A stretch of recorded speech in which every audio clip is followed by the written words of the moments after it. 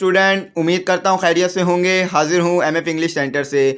तो आज जो हमारी एक्सरसाइज है वो है एक्सरसाइज नंबर 4 और ये जो यूनिट है वो है 5.1 और जो ये चैप्टर है वो है health problem cause by mosquitoes.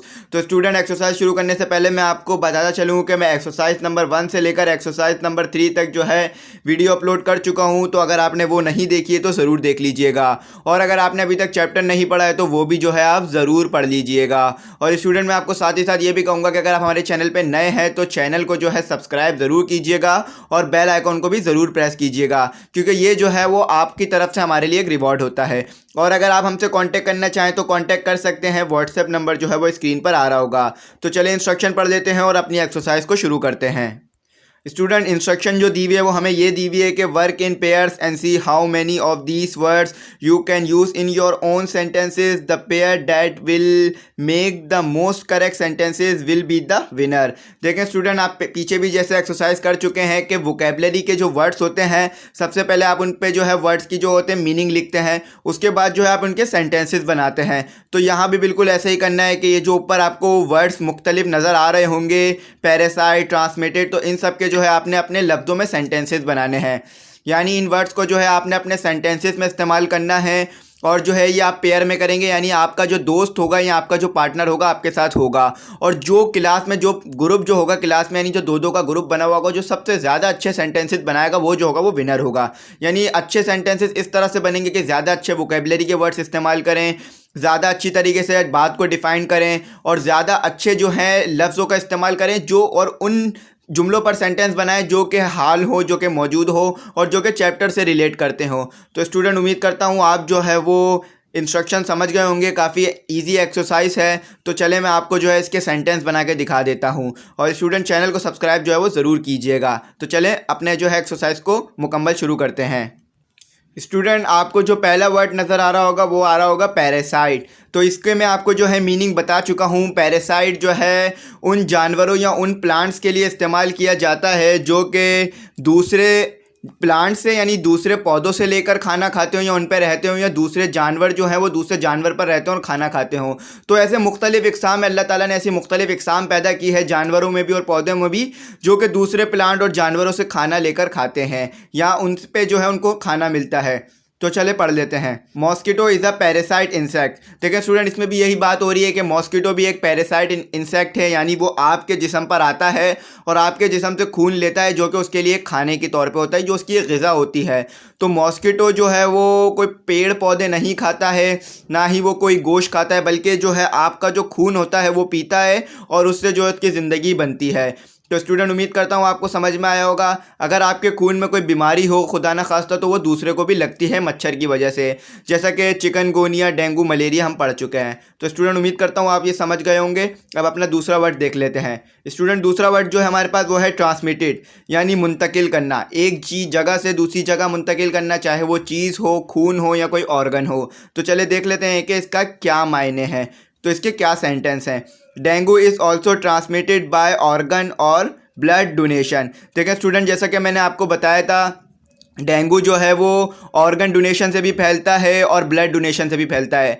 यानी जो डोनर है, जो डोनेट कर रहा है, अगर उसको कोई बीमारी हो, खुदा न खास्ता डेंगू हो या मलेरिया हो, और अब जो वायरस निकला अगर वो वायरस हो, तो वो जो वायरस है वो दूसरे इंसान को भी लग सकता है, क्योंकि वो अपना जो खून है वो किसी और को दे रहा है। तो मच्छर भी बिल्कुल इसी तरह करता है कि वो जो है एक इन्फेक्ट आदमी को, जो कि इन्फेक्टेड होता है, जो कि पहले से बीमार होता है, उसको काटता है, फिर दूसरे आदमी पे जाकर उसको काटता है, तो फिर जो खून उसने पहले आदमी से लिया होता है कुछ हिस्सा जो है वो उसमें भी मुंतकिल कर देता है, और इस तरह से बीमारी जो है आगे सर्कुलेट करने लग जाती है, ऐसे स्प्रेड करने लग जाती है। तो ऐसी जगह पे रहें जहाँ पर मच्छर बहुत ज़्यादा कम हो। तो स्टूडेंट, उम्मीद करता हूँ आप समझ गए होंगे। अपना तीसरा देख लेते हैं। मैं आपको फुल्ली जो है वो एक्सप्लेन कर रहा हूँ ताकि आपको जो है बहुत अच्छी तरीके से सेंटेंस समझ में आए। अगर आप खुद भी सेंटेंस बनाए तो बहुत अच्छी तरीके से समझ कर और समझ के बनाए। स्टूडेंट, हमारा जो तीसरा वर्ड है वो है सेलाइवा, यानी थूक। जो हमारे मुंह में थूक होता है इसे हम इंग्लिश में सेलाइवा कहते हैं। तो देख लेते हैं सेलाइवा क्या काम करता है। Saliva help us to digest food, यानी सेलाइवा जो है हमारी मदद करता है हमारे को खाना हजम करने में। देखें स्टूडेंट, अगर हमारे मुंह में थूक नहीं होगा तो अगर आप कोई रोटी खाएंगे या कोई आप रूखी चीज़ खाएंगे तो वो आप अपने गले से नीचे नहीं उतार सकेंगे, क्योंकि लिक्विड जो है वो ज़रूरी होता है चीज़ों को जो है प्रॉपरली वर्क कराने में, क्योंकि आपके गले में इतनी ज़्यादा फ्रिक्शन होगी उस खाने को जो है आप नीचे उतार ही नहीं पाएंगे, फिर आपको बहुत ज़्यादा मुश्किल हो जाएगी। लेकिन जो आपके मुंह में थूक मौजूद होता है, फिर जब आप वो खाना खाते हैं वो थूक जो है खाने के साथ मिलता है, फिर आप इजीली जो है चीज़ों को अंदर अपने पेट में ले जाते हैं और जो खाना डाइजेस्ट हो जाता है। तो सिलाइवा जो है वो बहुत इंपॉर्टेंट है। अगर खुदा ना खास्ता किसी के पास सिलाइवा ना हो, वैसे ऐसा होता नहीं है, तो उसको जो है बहुत मुश्किलात हो सकती है। तो ये भी एक अल्लाह ताला की तरफ से एक नेमत है। तो उम्मीद करता हूँ आप जो है सिलाइवा का समझ गए होंगे। अब अपना अगला वर्ड देख लेते हैं। स्टूडेंट, अगला जो वर्ड है हमारे पास वो है क्लोथ, यानी जमना। जैसा कि आप देखते हैं, अगर आप कोई पानी फ्रिज में रखे तो वो जम जाता है, तो इस तरह से खून भी जमता है जिस्म में बीमारियों की वजह से। तो जो है क्लोथ का मतलब जो होता है वो होता है जमना।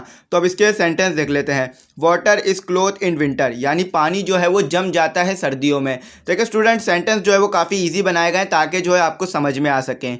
जैसा कि आपको बुक में भी आसान वर्डों में समझाने की कोशिश की जाती है, तो इसीलिए यहाँ भी सेंटेंस जो है ईजी बनाए ताकि समझने में आसानी रहे। फिर जब आप आगे के लेवल पे पहुँच जाएंगे तो इंशाल्लाह जो है आप हार्ड सेंटेंस को भी ईजिली समझ पाएंगे। तो स्टूडेंट, जैसा कि आपको पता है कि जहाँ पर बहुत ज़्यादा सर्दी पड़ती हो, माइनस में जो है वो टेम्परेचर चला जाता हो, तो वहाँ पर जो है पानी जो है वो जम जाता है। तो इसीलिए जो है ये बात की गई है कि सर्दियों में अक्सर जो है पानी जम जाता है। जैसा कि आप मरी चले जाएँ, कई ज़्यादा सर्दी वाले इलाके में चले जाएं। तो स्टूडेंट, उम्मीद करता हूँ आप समझ गए होंगे। अब अपना अगला वर्ड देख लेते हैं। अगला वर्ड जो है वो है चिल्स, यानी ठंड। ठंड लगती है ना, तो उसको इंग्लिश में बोलते हैं चिल्स। ही चिल्स आफ्टर टेकिंग आइसक्रीम, यानी उसे ठंड महसूस हुई आइसक्रीम खाने के बाद। यानी स्टूडेंट, अगर आप आइसक्रीम खाते हैं तो आपको जो है ठंड महसूस होती है। अगर आप चाय पीते हैं सर्दी में तो आपको गर्माहट महसूस होती है। तो चीज़ों की जो तासीर होती है, यानी जो चीज़ों की तासीर होती है वो आप पे असर करती है। अगर गर्म चीज़ खा रहे हैं तो गर्मी लगेगी, ठंडी चीज़ खा रहे हैं तो आपको सर्दी लगेगी। तो जैसे ही आप आइसक्रीम खाते हो तो आपको सर्दी महसूस होती है, और ये ट्रेंड भी है कि सर्दी में आइसक्रीम खाई जाती है। तो स्टूडेंट, उम्मीद करता हूँ आप जो है पाँचवें का समझ गए होंगे। अब अपना छठे का देख लेते हैं। कॉन्स्टिपेशन, इसको मैं काफ़ी बार एक्सप्लेन कर चुका हूँ कि कॉन्स्टिपेशन जो है वो कब्ज़ होता है, यानी जो पेट में हमारे बीमारी होती है कब्ज़ की, उसको कहते हैं कॉन्स्टिपेशन, जिसकी वजह से जो है हमारे पेट में जो फूड होता है उसे हम ज़ाया नहीं कर पाते हैं।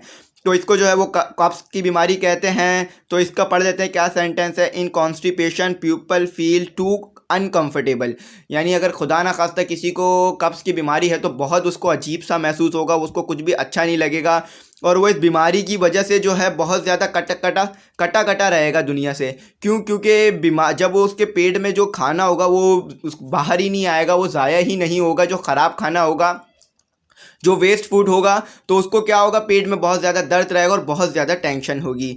तो स्टूडेंट, उम्मीद करता हूँ आप कॉन्स्टिपेशन का समझ गए होंगे। स्टूडेंट, अब देख लेते हैं डिसफंक्शन। डिसफंक्शन का मतलब होता है किसी चीज़ का ख़राब हो जाना। तो चले देख लेते हैं इस पर क्या सेंटेंस है। Another sign of malaria is kidney dysfunction, यानी एक और जो साइन यानी सेंटम जो है, एक इशारा है मलेरिया के होने का, वो ये है कि किडनी डिसफंक्शन हो जाती है। यानी किडनी जो है वो सही तरह से काम नहीं करती है, उसमें जो है मसले मसाइल पैदा होने लग जाते हैं। तो ये भी एक मलेरिया की वजह से होता है। तो स्टूडेंट, उम्मीद करता हूँ आप ये समझ गए होंगे। डिसफंक्शन का वैसे मतलब होता है किसी चीज़ का काम ना करना, चाहे वो जिस्म की चीज़ें हों या फिर कोई मोबाइल हो या कोई और गैजेट्स हों। तो उम्मीद करता हूँ आप ये समझ गए होंगे। अब अपना आठवां देख लेते हैं। आठवां जो है हमारे पास वो है disorientation. Due to malaria disorientation is also happened. देखें स्टूडेंट, इसमें बताया जा रहा है कि मलेरिया की वजह से जो है वो डिसोरिएंटेशन हो जाता है। डिसोरिएंटेशन जो एक हार्ड वर्ड है, थोड़ा सा एक्सप्लेन कर देता हूँ। डिसोरिएंटेशन का मतलब होता है चक्कर आना, या फिर चीज़ें घूमती हुई नज़र आना, या फिर आपको जो है खड़े खड़े जो है कमज़ोरी सा महसूस होना। तो ये सब जो है डिसोरिएंटेशन कहलाता है। अगर आपको खुदा ना खास्ता मलेरिया हो जाए या किसी को मलेरिया हो जाए तो उसको जो है बहुत ज़्यादा चक्कर आते हैं। तो उसमें जो है इंग्लिश में जो लफ्ज़ इस्तेमाल किया जाता है वो डिसोरिएंटेशन किया जाता है, जिसकी वजह से जो है इंसान जो है वो चक्कर खा के गिर भी सकता है। तो इसीलिए जो है बीमारियों में जो है लोगों को रेस्ट का कहा जाता है, ताकि जो है वो ज़्यादा से ज़्यादा आराम करें और खुदा ना खास्ता खड़े होने की वजह से, उन्हें चक्कर आने की वजह से वो गिर ना जाएँ। क्योंकि स्टूडेंट, जैसा कि आप जानते हैं कि इंसान काफ़ी नाजुक होता है। अगर खुदा ना खास्ता कोई बड़ी उम्र का आदमी हो और उसका जो वेट है वो भी काफ़ी ज़्यादा हो, तो उसे मलेरिया हो जाए और अगर वो चक्कर खा के गिर जाए तो यहाँ तक कि उसको काफ़ी डैमेज भी हो सकता है, उसकी जान जाने का भी बहुत ज़्यादा खतरा हो सकता है ब्लीडिंग की वजह से। जैसा कि अक्सर जो है हमें केस सुनने के लिए मिलते हैं कि कोई गिरने की वजह से जो है हड्डी जो है उसकी फ्रैक्चर हो गई। तो हम जो इस बात को तसव्वुर नहीं कर पाते हैं कि कैसे गिरने की वजह से कैसे हड्डी जो है फ्रैक्चर हो सकती है। तो ये इसी वजह से होता है कि वेट ज़्यादा होता है तो ग्रेविटी जो है वो ज़्यादा असर करती है। तो ये डिसोरिएंटेशन का मतलब होता है चक्कर आना, तो मलेरिया में जो है वो डिसोरिएंटेशन भी होता है। तो स्टूडेंट उम्मीद करता हूँ आपको समझ में आ गया होगा, काफ़ी ज़्यादा जो है मैंने एक्सप्लेन किया है। ये 8 सेंटेंसेस जो है वो मैंने बना दिए हैं। अगर आपको आगे भी सेंटेंसेस चाहिए हो तो आप जो है हमसे कांटेक्ट कर सकते हैं, या फिर मैं वीडियो अपलोड कर दूंगा आपके कहने पर, जिससे आपको आगे के भी सेंटेंस मिल जाए। ये 8 सेंटेंसेस अपलोड करने का मकसद ये था कि आपको जो एक राह मिल जाए कि किस तरह से आपने सेंटेंसेस बनाने हैं, बुक से किस तरह से देखकर जो है सेंटेंसेस निकालने हैं। तो स्टूडेंट उम्मीद करता हूँ आपको ये समझ में आई होगी, वीडियो आपके लिए हेल्पफुल रही होगी। तो स्टूडेंट मैं आपको साथ ही साथ ये कहूँगा कि चैनल को सब्सक्राइब ज़रूर कीजिएगा और बेल आइकन को भी प्रेस कीजिएगा, क्योंकि ये जो होता है वो आपकी तरफ से हमारे लिए एक रिवॉर्ड होता है और ये बताता है कि हाँ हम बिल्कुल सही काम कर रहे हैं। और अपने दोस्तों के साथ भी शेयर कर दीजिएगा ताकि उनको भी भला हो सके, वो भी जो है इन चीज़ों को पढ़ सकें, क्योंकि लेक्चर जो है बहुत ईजी अपलोड किए जाते हैं ताकि आपको ईजिली समझ में आ जाए। और अगर आप हमसे कॉन्टैक्ट करना चाहें तो कॉन्टैक्ट कर सकते हैं, व्हाट्सएप नंबर स्क्रीन पर आ रहा होगा। Thanks for watching.